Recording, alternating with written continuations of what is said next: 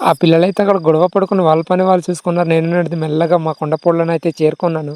అలా వస్తుంటే ఇక్కడైతే మా నాన్న అయితే ఇక్కడ చోళ్ళ కోసం అనేసి పాక అనేది ఏర్పాటు చేస్తున్నాడనమాట. అంటే గుడిసె అంటాం మేము.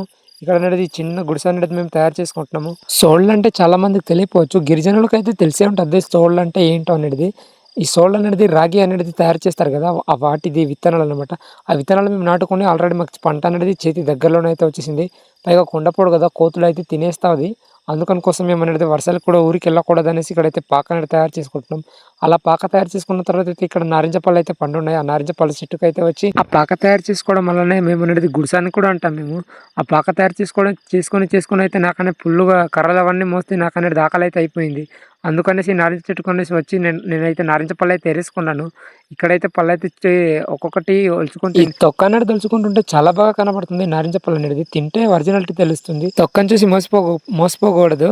అందుకనైతే అలానే నోట్లో పెట్టుకుంటే కొంచెం పుల్లగా ఉంది. ఈ ఒక్క పండు ఇలా పుల్లగుందో మిగిలిన పళ్ళన్నీ పుల్లగున్నాయో అర్థం కావట్లేదు. అంత కష్టపడి ఎక్కాను ముళ్ళు పొడుస్తున్నా గానీ ఆకలేస్తుంది కదా అనేసి ఎక్కితే ఇదేమో పుల్లగుంది.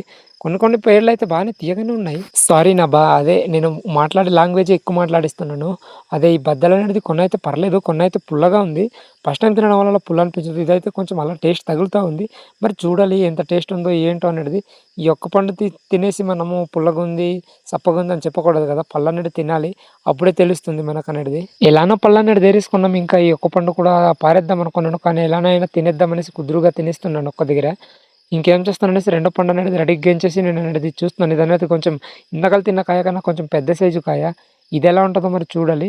ఈ టైంలోను కూడా ఇంత పుల్లగుండడం అంటే నేను నమ్మలేకపోతున్నాను. ఎందుకంటే ఇది August month. Almost August, September దాటిన నారింజకాయలనేది చాలా రుచిగా ఉంటది. కానీ ఇదెందుకు ఇంత పుల్లగుందో నాకనేది అర్థం కాదు. కానీ ఈ పండు మాత్రం కాస్త పర్లేదు టేస్టీ తగులుతుంది. ఇందాకనేది కాయ చిన్నదవ్వడం వల్లేమో పుల్లగా ఉండింది. ఇది మాత్రం మహా నెక్స్ట్ లెవెలు. సూపర్‌గా ఉంది. అండ్ వీడియో నచ్చితే లైక్ చేసి సబ్స్క్రైబ్ చేసుకోండి. ఇది ఎప్పుడో రావాల్సిన వీడియో ఇప్పుడనేది అప్‌లోడ్ చేస్తున్నాను. ఎందుకు ఏంటనేది రీజను చెప్తాను అది కూడా. గైస్ అప్పుడనేది నాకు కొంచెం నెట్‌వర్క్ ఇష్యూస్ రావడం వల్ల వీడియో అనేది సరిగ్గా అప్‌లోడ్ చేయలేదు. And sorry.